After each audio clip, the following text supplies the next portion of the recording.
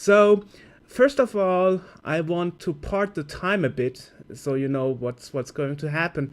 So, the first 10 minutes, I will actually talk about um, who I am, where I'm coming from, what I'm doing as a hobbyist, and what it has to do with the video game industry. So you are getting a little roundup of my large speech. Anyway, it's also in the archive and on YouTube. If you wanna, if you wanna listen to the first part to get the whole story, that actually took like an hour. So anyway, then for half an hour, I will talk a bit about how I experienced the time after, because a lot of things happened actually, and my perspective about it. And then in the last 20 minutes or something, I will be open for questions. So I'm on the main stage channel here, and I'm reading what you people write. So far about that. It could help maybe if you wanna have some information while I do that little roundup of my first speech, that you go to Wikipedia, and if you type in Scene World in the English version of Wikipedia, you actually get an article about Scene World, and that's a little, a little roundup in written form so far. So, where I'm coming from, yeah. So, I started out as a small kid playing at my grandfather's Commodore 64. It was in 1987, I guess, yeah. I was around 5, and 3 years later, I actually got my own Commodore 64 at my age of 8 in 1990. And well, until his death, I actually played with my grandfather a lot on the computer. So he was a gamer, which is actually quite interesting because it's a different generation and mostly your grandparents aren't involved with video games. Well, he was special. So that is where my retro hobby is coming from. So it's coming from the family actually. And that got me interested into computer and, well, into working in IT as a living too. And so, but anyway, I kept my Commodore 64 all the years, and I also am active in the retro scene since 1998, that I discovered thanks to the internet back then. So, and what I'm doing with Scene World actually, it's a disc mag, a magazine on a diskette, so on a real physical diskette that is actually being read on a Commodore 64. But the special thing here is, and that is why it's called Scene World, it's working on NTC and on PAL machines, so on 60 Hz machines and on European machines. So my whole idea was back then to make a magazine, the first magazine that works on any Commodore 64 around the world. So that the two user groups, European, American, Canadian, and so on, wouldn't be separated anymore. Yeah, that was actually quite successful. So we did that for a long time, and then, it started out like, okay, so I get this hobby a bit more involved with friends and so on, and I think, okay, so why not getting some books, and why not asking the author of the books to sign it so the book would be more of value. So anyway, this is how I got the idea to ask them, would you like to write an article for my magazine? And they said, well, I don't have time for an article, but we can do a Skype video interview. So this is how I started out doing interviews with tech pioneers, starting with Commodore Michael Tomczak, the former marketing manager of Commodore in America. So that is how that all started actually. And this is also how we got this idea of, well, since YouTube works quite well, people watching interviews that I do via Skype video with them, why not making a podcast and inviting special guests each time? So that was pretty much interesting for me, and that is actually also the reason how I got it into a turning point of my life, because suddenly I'm talking to a lot of famous people that I only read as a teenager in books, or maybe I saw them on television or read about them in the news. And as we are here as a video game conference, it might be of interest that I was the last one that interviewed Ralph Baer, one of the inventors of the video game console so far. And I did the last interview, and unfortunately he died at 92, and I did the interview via Skype video when he was 91. And at that time, of course, I didn't know that a few months later he would actually die shortly after I released the interview on YouTube. So that gained some press coverage here in Germany. And yes, and I also happened to get some other news and other things happening, and that is what I'm going to talk about now.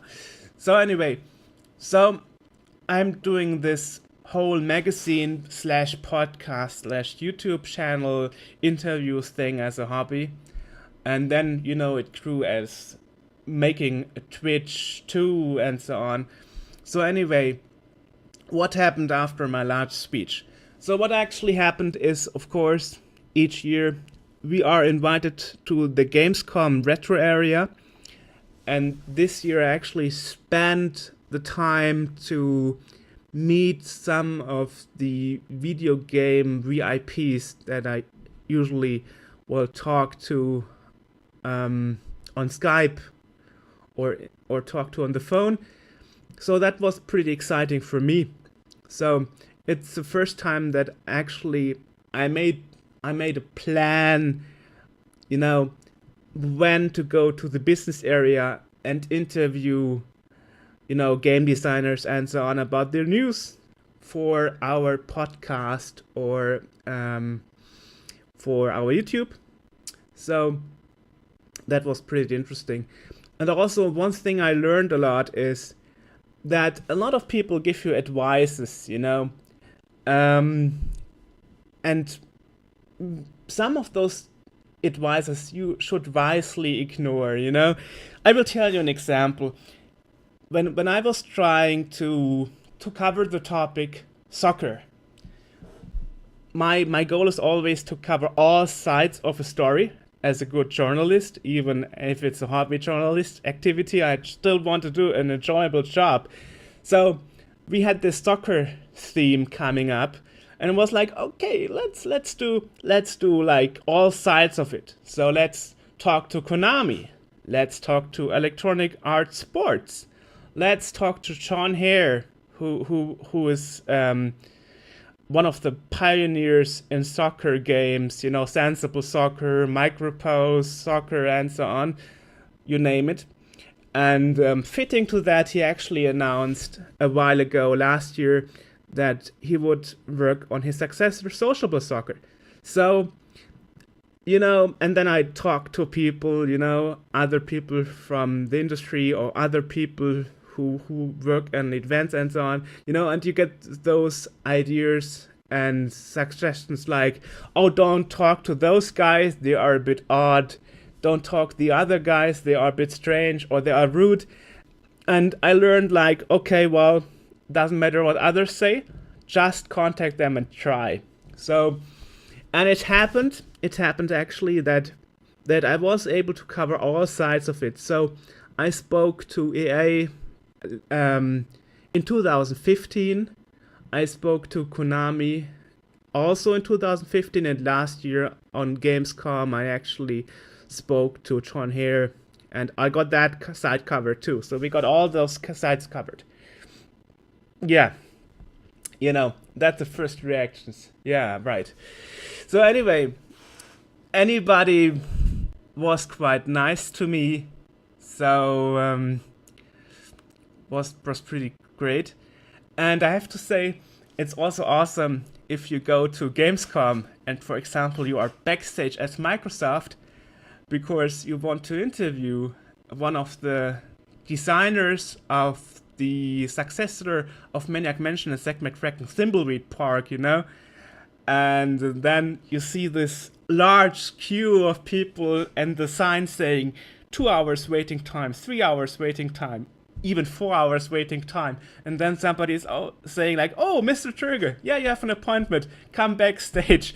And everybody of those gamers in the queue is looking mad at you because you are like VIP on a Sunday and you are not even in the business area. So I got some faces thrown at me and it was pretty neat, yeah. So the thing is that you have to learn yourself what works or what doesn't. And you also have to learn to defend yourself, you know, why you want to talk to them, how much viewers you have on your videos, how much listeners you have on our podcast, how much readers you have in a disc magazine, all that thing. So that's all you have to prepare, and you have to be really persistent, you know.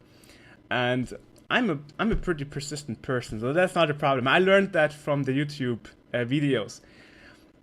So anyway, that worked out pretty well. So so what happened then?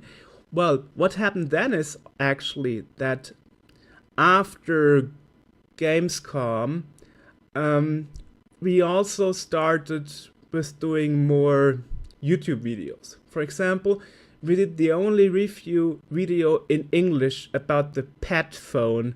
Maybe some of you heard about it. It's from them Italian guys that use the brand Commodore for releasing mobile phones. Whether that's correct or not isn't quite sure yet. I'm not a lover, so it's not my deal. So anyway, that is another thing here. And so what I'm trying to do with Scene World actually is covering not only all sites, but also, you know, having some exclusives, you know, looking like what do other people do and what is that nobody does. Also, there are a lot of fails information spread around. It's quite funny.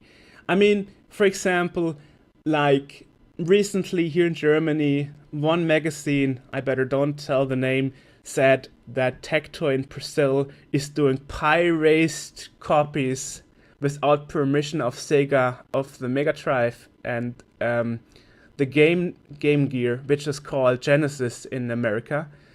And it's pretty funny because a few weeks before that article, after I hunted down a responsible person at Tectoy for 5 years, we actually did an exclusive podcast interview with the chairman of Tectoy. And we actually spoke about all that, you know.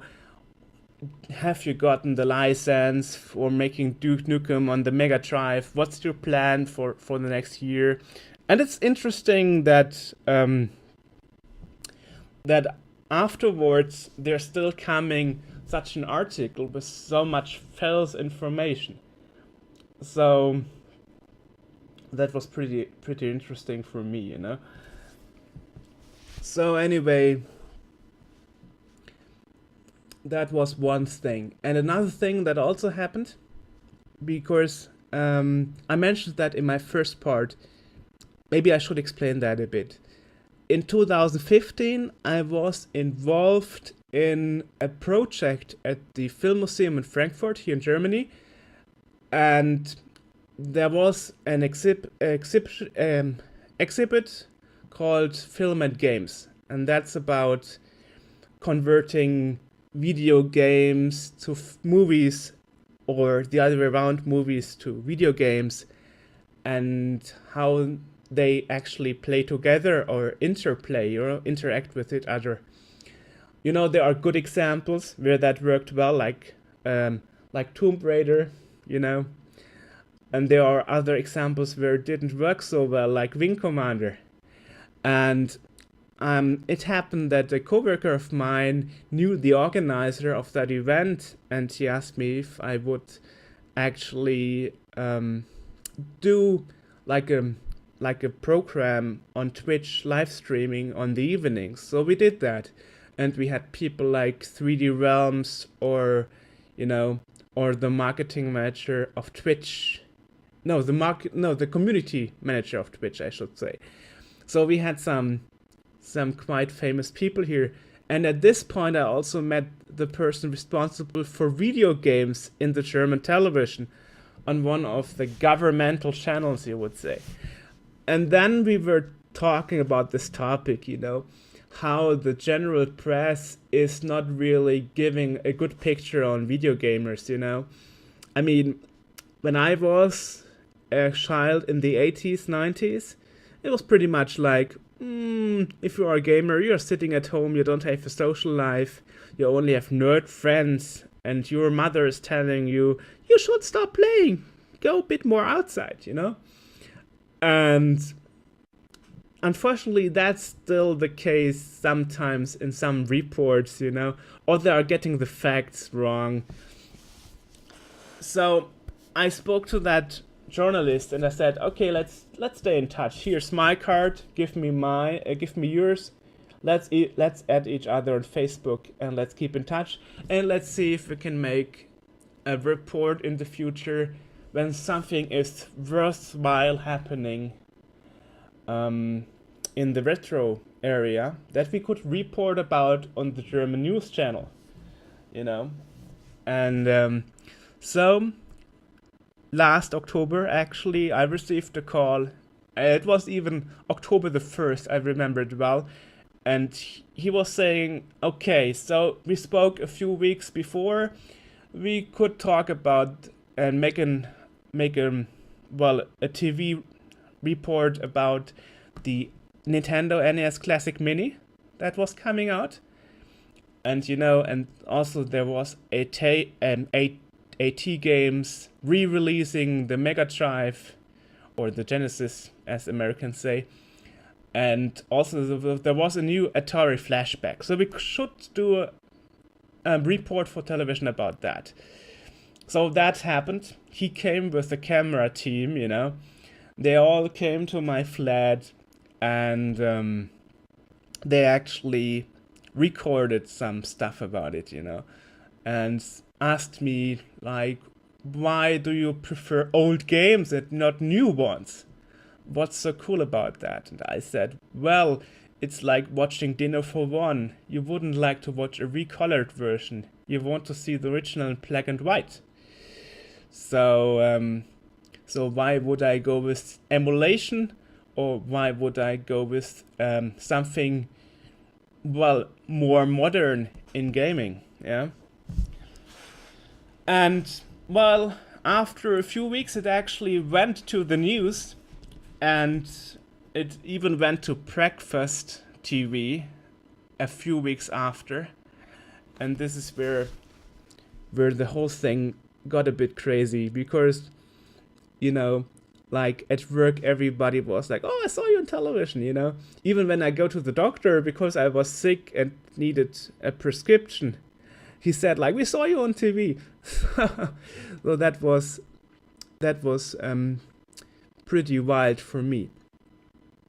So yeah, so we covered right now two things. My Gamescom experience, which was pretty neat, it was also pretty tough because each year you have more visitors, and I still want to be on my booth, but I also want to do the interviews and actually television. Yeah. So yeah, and I also noticed one thing, even though you do this as a hobby and you try to be professional and so on, people on the other side, they usually don't see how much work it is to get everything done, I mean, you make appointments for interviews, you rack your head, what to ask, you prepare, you you're talking to other people, so you get some background information. Or if you do a YouTube video for unboxing, you prepare the camera and so on. That's not so easy, and a lot of people really think it's like cake. That's actually not the case.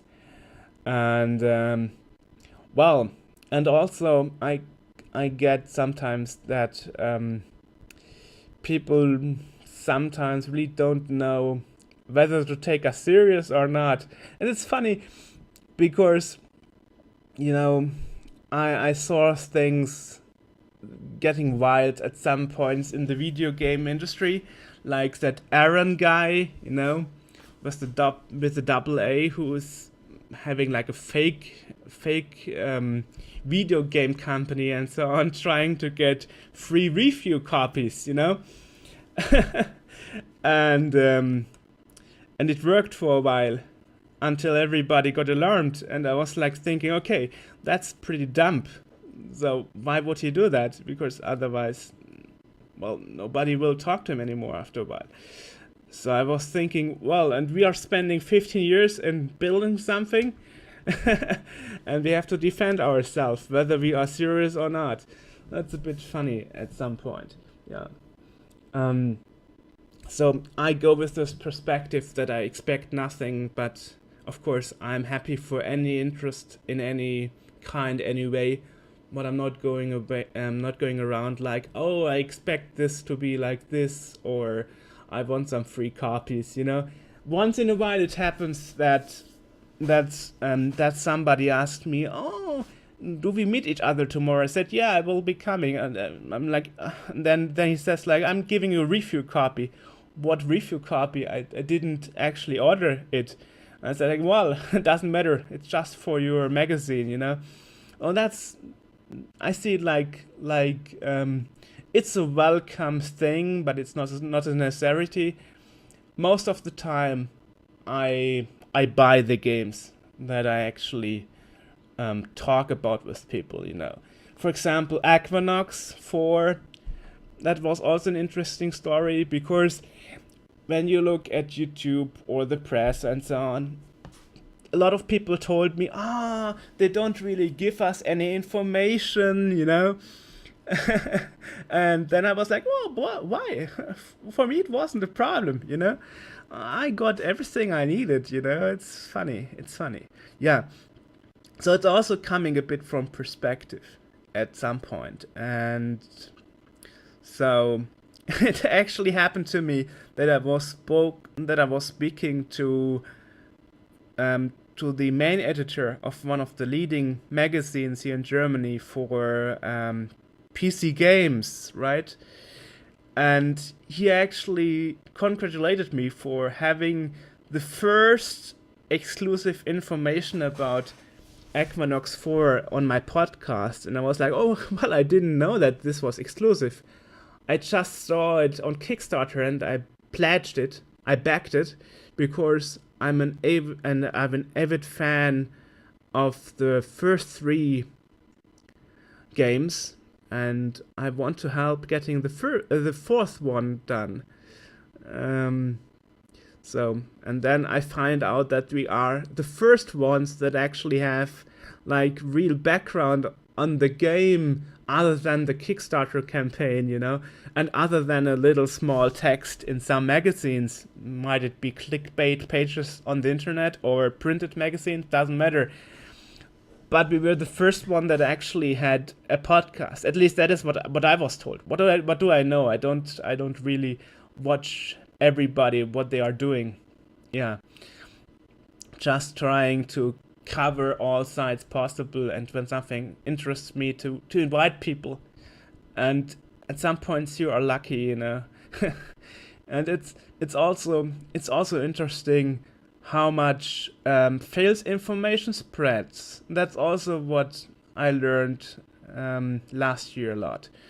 For example, this old rumor that William Shatner with Star Trek is responsible for the mobile phone being invented. And then I figured out 2 years ago, when I interviewed Marty Cooper, who invented the mobile phone, that this isn't true. Actually, it was my first question.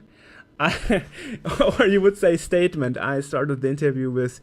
So I have heard that Star Trek is responsible for the mobile phone being invented. Is that true? And then he said, not really, Joerg. This is a myth that was started because of that fake documentary, How William Shatner Changed the World, that was published on DVD and on television in 2005. And then, for the first time in history, that was corrected thanks to the interview I did and to my question.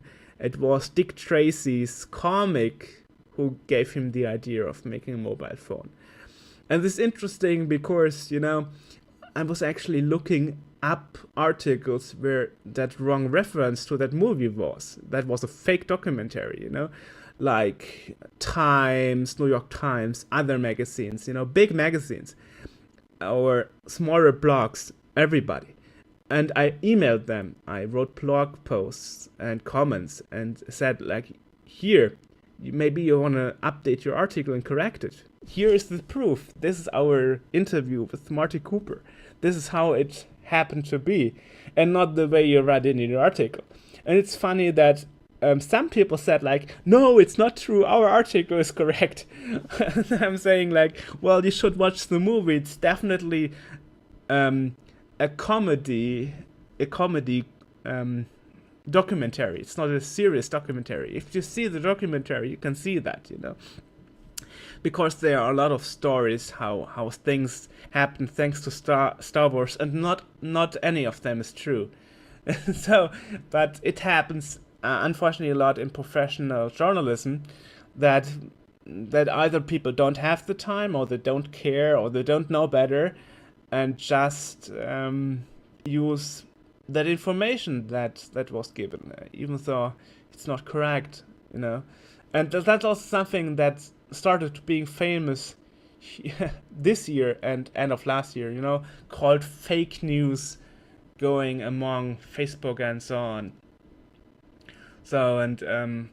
So I spent a lot of time last year to correct information, to get the whole picture of something, because others wouldn't try or wouldn't care, And another example, just to mention that, is we do Twitch since a while, and actually tomorrow at 8 p.m. my time, that would be 2 p.m. in New York, I will be on Twitch again, and we will play, no, not tomorrow, on Sunday, and we will play tech toy games, exclusive games that were only released in Brazil.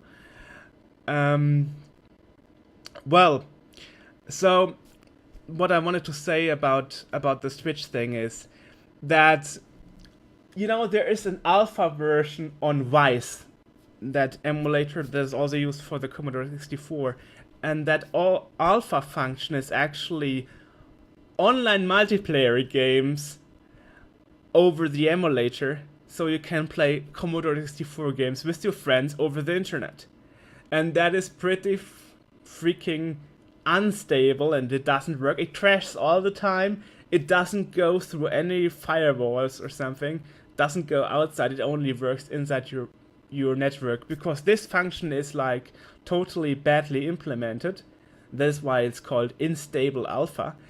So what I did is actually I used my router, made a virtual private network to my friend in the USA, our editor HJ, who was also main moderator of our podcast, and we did a show, on Twitch with that unstable function, and the first thing that happened is it crashed, And the funny thing here is that everybody was like, oh, this is crazy.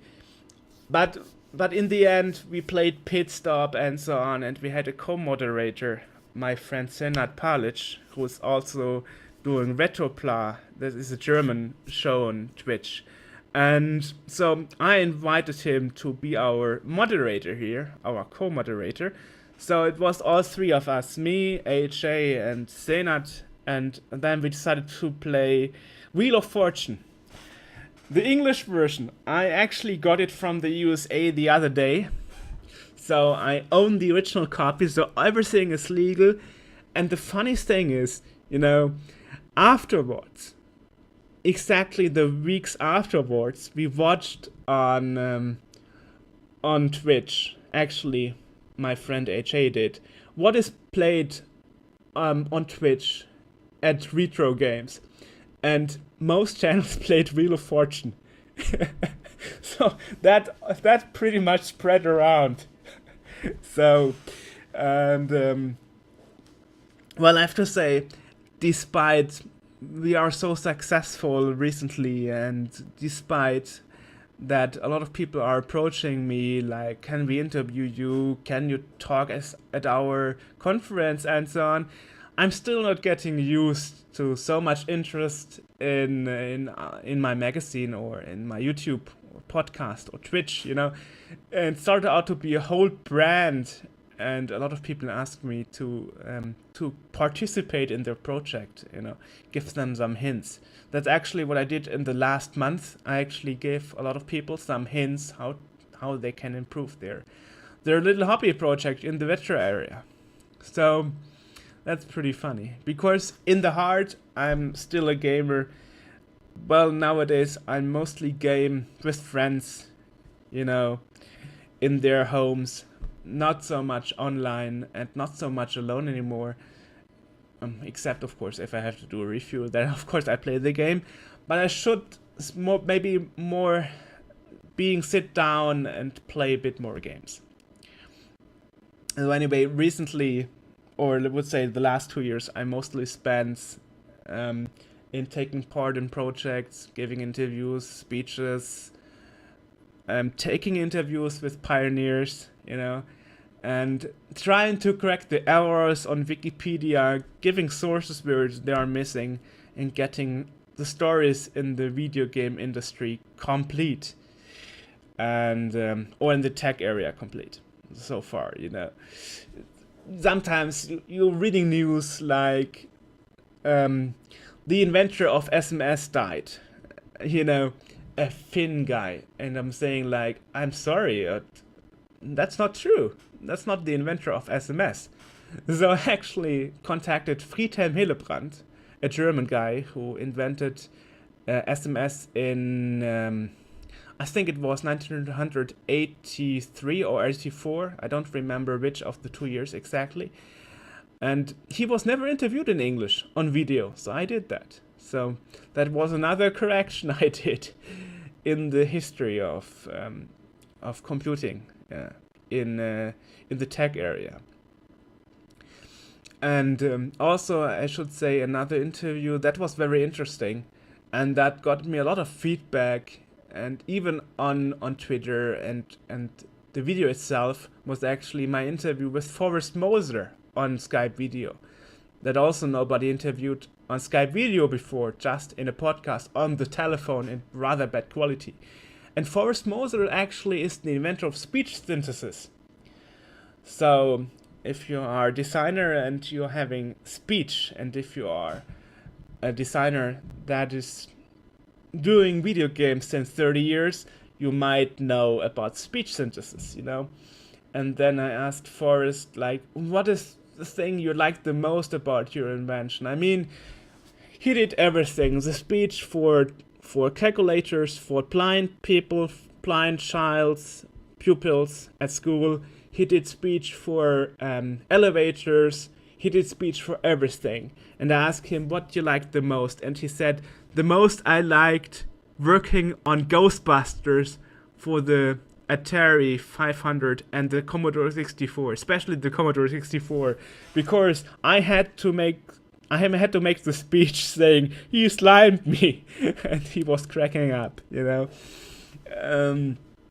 So that is a very nice story. So anyway, if you wanna see and check out a bit about what's going on in the retro area, then maybe we are for you. We are doing this all without any income. We are not earning anything from that, and everything that we have to pay, like domain and so on, is going from our own pocket. And that is actually surprising people. Like, why do you do such a big thing with like 20 friends for no income? Well, I like to give something back to the community, and to correct some mistakes, and also to preserve the history of how things happen to be. Because I understood that a lot of information is going to be lost in a few years, because those people will not be around anymore then, and then the stories are lost, and that would be pretty sad. So for me it's pretty important. And to talk about getting the whole pictures, to go back to my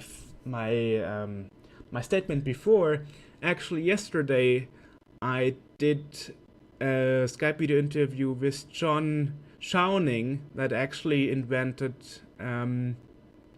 frequency modulation synthesis. That was licensed to Yamaha for the synthesis keyboards, pianos, and that actually led to the pop synth movement in music in the 80s. And that actually helped me to do the interview, because I have no idea about music, but I did the interview with Forrest Mosel before, and I figured, okay, that's pretty much similar, how that with the voice worked, and how he found the way of making artificial instruments or artificial singing voices, like a steady tone that no human would be able to have, otherwise other than being a giant, maybe a monster or something. Yeah.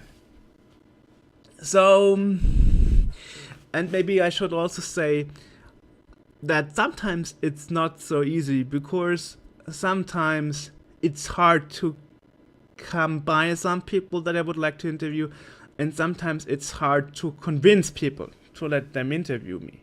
To let me interview them, I want to say. For example, would be Bruce Ardwick, who did invent flight simulation for home computers in 84, 83, doing flight simulation 2 on the Commodore 64, and flight simulator on the first Apple computer. And he's never doing interviews, and that's so sad, because the only interview is where he was on a conference for video game developers, and he's being interviewed by somebody who has not really an idea who he's talking to, and that's so bad. So many infos and details missing, and I would like to cover that.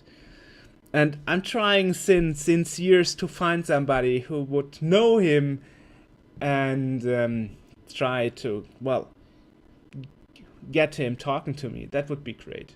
I only got so far of getting in touch with one of his co-workers at Sublogic, and that is where they left me. Yes. So maybe I should talk a bit about my plans for this year before I open the round for questions.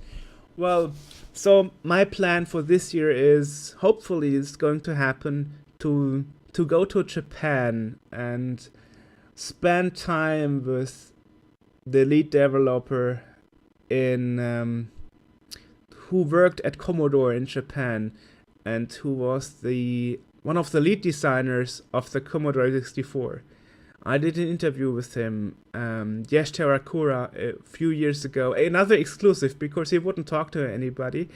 But thanks to a friend, he was convinced. And since then, I'm talking to him regularly. And, he said, if you like to come, let's go to Japan and have some fun.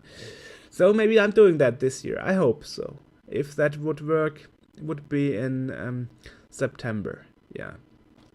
Well, that's another plan, one of my main plans. So anyway, this is my experience with the video game industry.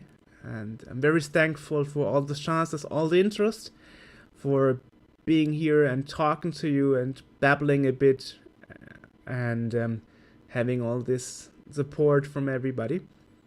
It's really cool because I'm doing this for fun, and actually I'm interviewing all those people that I wanted to talk to as a child. And it's also funny that nowadays I receive so much calls from abroad on my mobile phone. I actually had to put my welcome message on my mailbox to English, confusing all Germans, but everybody from abroad otherwise would be confused. So you have to die at some point. Well, so now it's 15 minutes left. Now if somebody wants to ask some questions, let them coming. I will answer any question that's coming around. Are there any questions? Okay. Yeah, looks like it. So I will read the questions as soon as they are coming and answering them, just like last time. Oh, 3 people typing. That's getting interesting.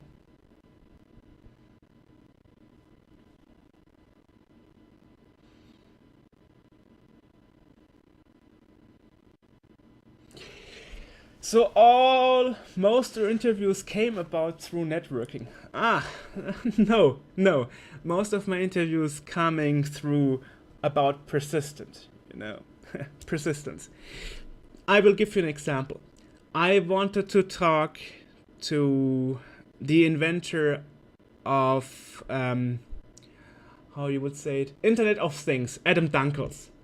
The problem is Adam Dunkels is very, very busy. He's one of the youngest inventors, pioneers, and one of the top 30. He was among the top 30 under the age of 40, listed in their magazines. Adam Dunkels is really hard to catch. He's Swedish, and he brought this concept of micro IP and so on forward. So my problem was how I get in touch with him. What did I do? I spent I looked up the Whois entry of his homepage, and I figured, okay, so he's not putting his address on this Whois. He's doing it of somebody else, some female name. I figured out it's his sister. So actually I used like 2 hours of my time going through Swedish telephone directories, and that was pretty hard because they were not available in English. Google Translate didn't work because it was dynamic page, so I had to click around Swedish. Then I actually got the mobile number in one of the of his sister in one of the Swedish directories, and then I called her. And as Swedish people are very friendly, that wasn't a problem. So she gave me the mobile number of her brother's, of Adam Dunkels' wife.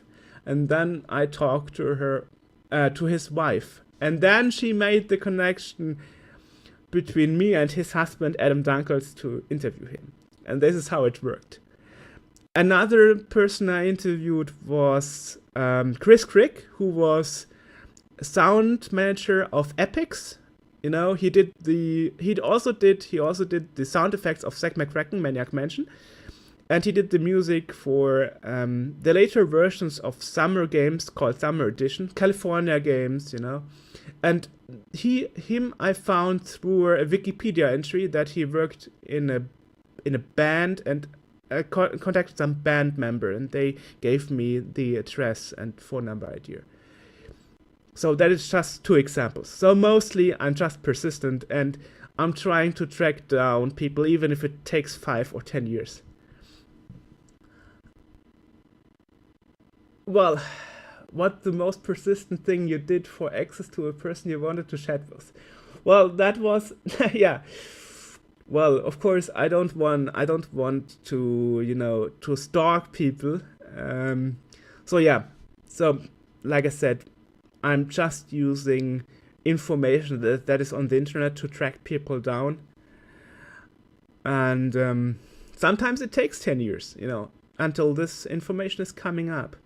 So my persistence is lying there, that I'm not giving up and getting in touch with the person.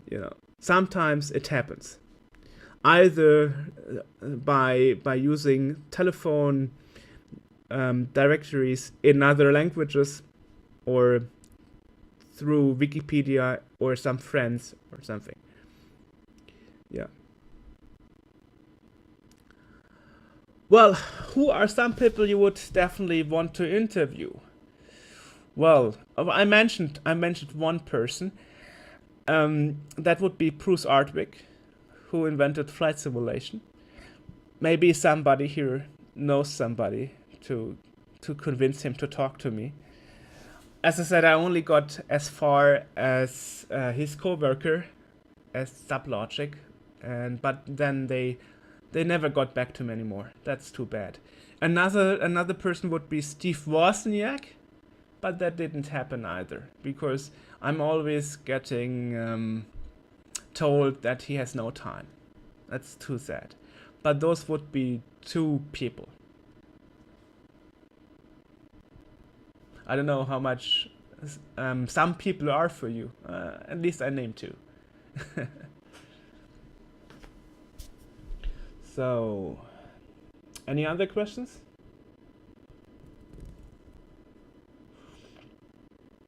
Well, if I don't get more questions, then okay. Somebody's typing.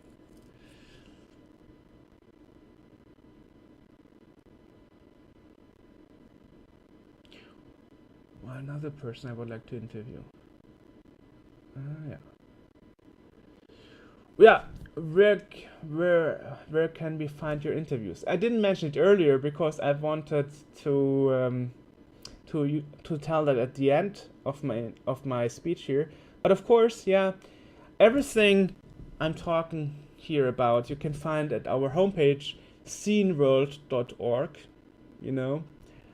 and also you can find a lot of stuff on our YouTube, which would be youtube.sceneworld.org. And so that are two places actually. And if you want to check it out, like I said, this upcoming Sunday at 2 p.m. New York time, we will be on Twitch streaming exclusive tech toy releases for the Mega Drive and Master System, and also game systems here. And that will be on twitch.tv/sceneworld. And also you can find us on Twitter at twitter.com/scene_world. And we also on Instagram, sceneworld64. So that's the number 64. And you can also find us if you punch in Sceneworld in Facebook. And there is a page about Sceneworld.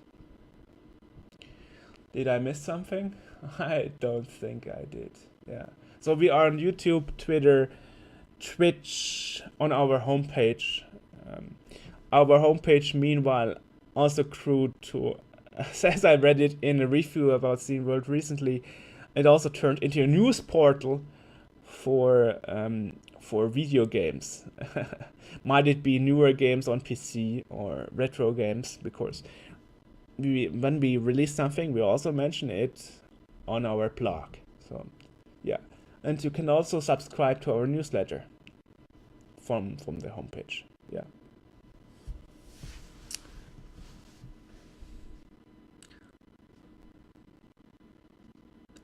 Okay, somebody's typing again.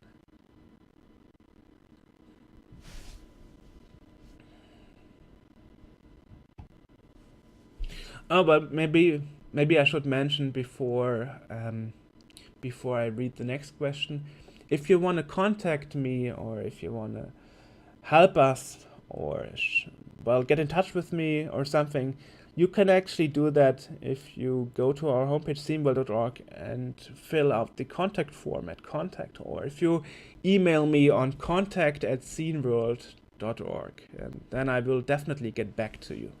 Yeah. or find me on Facebook, with my name, Joerg Droege. That's Joerg.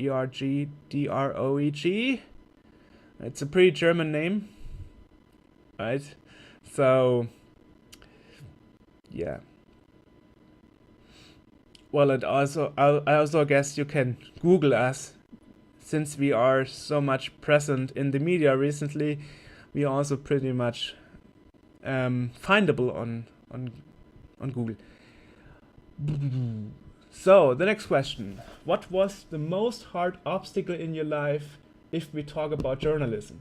Well, that would be convincing people that we are really serious and that we will really want to make a serious interview because they had so much bad experience before, which is sad. But, and it's also hard sometimes to convince people to interview them that generally don't talk to the press, Yeah, but then, of course, I overcame many obstacles also thanks to friends with who helped me a lot, like Becky Taylor or Walter Day, just to mention two names, and that I talk to regularly. And they're like giving me hints, like, oh, let's try that maybe, or try this, And of course, my staff helps me too a lot. And also, I should mention that many of our editors and staff members are also working or have been working professionally in the field they use to help us. For example, Andrew Fisher, who is also writing for Retro Gamer UK. He is also our editor for games in some areas on the magazine and YouTube videos. Right. So, 5 more minutes for questions. If there are any questions. Okay. Somebody's typing again.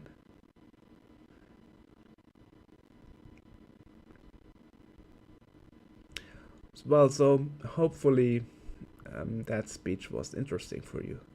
Maybe it's a bit of a special point of view, because normally you don't turn your, childhood teenager fantasies into reality and get like 20 people going along with you saying, hey, this is cool, let's do that, And suddenly being on television, because in the 80s, 90s, usually people thought like I'm collecting electronic trash. I'm like, no, consoles and video games from the 80s, 90s are not computer electronic trash, I should also mention I'm also playing modern games, but I'm using a PC for that. I'm not using a video game console for that. So my newest console is a PlayStation 2. But maybe that Nintendo Switch will change that. So let's see. All right. That seems to be a long question here, a big question. Long typing for the question. It's fine. We still have some time here. So, yeah. So while I'm waiting for the questions to come, okay, here we go. I was wondering, it's off topic, publish game in Germany other than in other countries. Well, I'm not a publisher, but of course you have like youth control, like of course, and there are still some gamers expecting games to be in German. Of course, that number is going to be lower at the future and at the moment, so it's not a barrier anymore. For example, GTA 5 I just bought from friends, switched off the subtitles in French, and I saved $40. Yup. Well, Wolfenstein is an example, yeah. It was pretty hard, actually, right. but then there are also other games that weren't changed until history got in the way. For example, Command and Conquer Generals actually is an example. That was released 2 weeks before the Iraq War or something, or was it 2 weeks after the Iraq War? So anyway, it was around that time, and I told to my father back then, go to the store, get the game, because I'm sure it's not on the shelves for long. And a few weeks after, it got removed and was re-released at Generäle, a German version, with totally different missions. So it's part of my rarity collection. So I still have the uncensored, unchanged. Yeah, well, yes, that game was banned because there was a mission where you would be a terrorist with bombs and go as a mob in well, how would say, a collection of people and kill them, and they didn't like that. And there was also a mission with acid, and a war mission where you actually had to make a civil war in another country. Well, is it a global phenomenon? I don't know if it's just in German specially. I don't know. I'm not an expert here. Yeah. Anyway, so now it's my time to go. The time is over. Time is up. So thanks to everybody for listening to me. So, and thanks for your interest. Thanks for Jesse to re-invite me. And hopefully see you again in the next conference in the following up.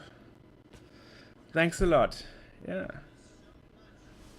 No problem.